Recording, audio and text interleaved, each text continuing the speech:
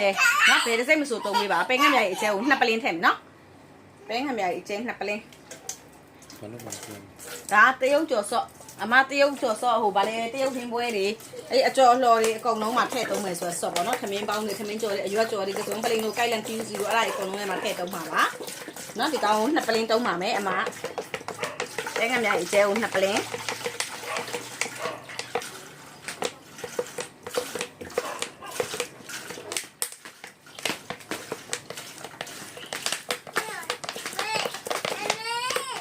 ဒါကပဲငှက်မြိုင်အနောက်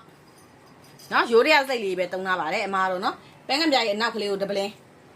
ဒါအရန်မမဲလို့တပလင်းထည့်ရနော်အရန်မဲတဲ့ဟာမျိုးဆိုတော့အမားရှော့ထည့်ပါတယ်ဒါကကြတော့ပဲငှက်မြိုင်အနောက်ပါဒါလေးကကြတော့မှုစီလေးခယူးစီတုံးလို့လည်းရပါတယ်နော်ဒါလေးကမှုစီအမားဒီမှာမှုစီလေးဝယ်လာတာမဟုတ်လို့မှုစီလေးတပလင်း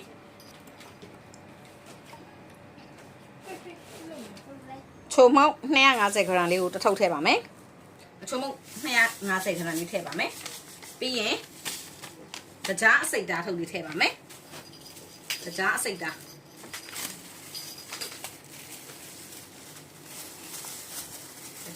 ထည့်ပါမယ်မေယုကောင်းဘူးတေးလေးထည့်ဘူးထည့်ပါမယ်မြမရနက်မေယုကောင်းဘူးတေးလေးတစ်ဘူးထည့်ပါမယ်နော်အမ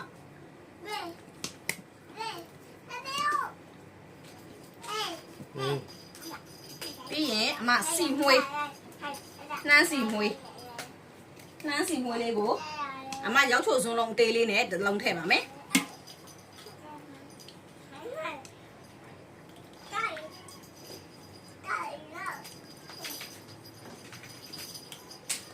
ပြီးရင်ကော်မောက်ဒီက150 gram ကိုအမ85 gram တဝက်ထည့်ပါမယ်ရှင်နော်ဒါလေးက150 gram ကိုမှုေးကော်မုံလေးကိုအမတဝက်ထည့်ပါမယ်အဲ့ဒါပြီးပြီဆိုရင်တော့အမရေကိုဖန်ခွက်အကြီးကြီးနဲ့တစ်ခွက်ထည့်ပါမယ်ဖန်ခွက်ကြီးကြီးနဲ့တစ်ခွက်ထည့်ပြီးပြီဆိုရင်အမတို့အဲ့ဒါကိုခက်ပစ်ကလေးရတဲ့အထိကိုကြိုလိုက်ရင်ရပါပြီနော်ရပါပြီရှင်အဲ့ဆိုရင်နော်ခဏလေးကဲအခုအကုန်လုံးထည့်ပြီးပြီဆိုရင်အမရေနော်အမရေရိုးကိုဖန်ခွက်လေးနဲ့တစ်လုံးထည့်လိုက်ပြီးစားထမင်းစားစုံးလေးနဲ့တစ်စုံထည့်မယ်စားကိုထမင်းစားစုံးနဲ့တစ်စုံအဲ့ဒါကိုမီးအေးလေးနဲ့ကြိုမယ်ပြစ်သွားပြီဆိုရင်ရပါပြီနော်မီးအေးလေးနဲ့ကြိုပြီးတော့ပြစ်သွားပြီဆိုရင်အမတို့ဒါဘာပဲတုံးပြီးရင်အမအဲ့ဒီ sauce ကိုတုံးပြီးတော့ sauce ဆန်းတဲ့အနေနဲ့အမအများတိုင်း sauce ထပ်ပြီးပြီဆိုရင်အဲ့လိုတရုတ်သမင်းကြော်လေးကိုအမကြော်ကြည့်ပါတယ်အယောင်နေထချိုနေထအကုန်လုံးစမ်းပါမယ်နော်ဒါပြီးရင်ဒီခါလေးတရုတ်သမင်းကြော်လေးပါကြော်ပြပါမယ်နော်ခုလို sauce ကပြစ်ပြီးတော့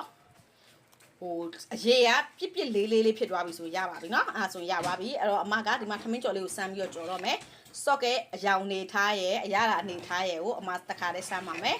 အမတို့ကချက်ပြီးဆိုရင်အကုန်လုံးအရာကိုဒီထဲမှာထည့်ထားပါတယ်ကိုမရှိရင်လည်းစိုက်မှာသူများတွေအကုန်လုံးလိုက်ချက်ပေးလို့ရတယ်အဆင်ပြေတယ်အိမ်မှာရှိတဲ့လူကဒီစော့လေးတစ်ခုဘလောက်ဘယ်နှဆုံးထည့်ဆိုမှာခဲ့ရင်အဲ့ဒီတိုင်းကြော်လိုက်ရင်အရာက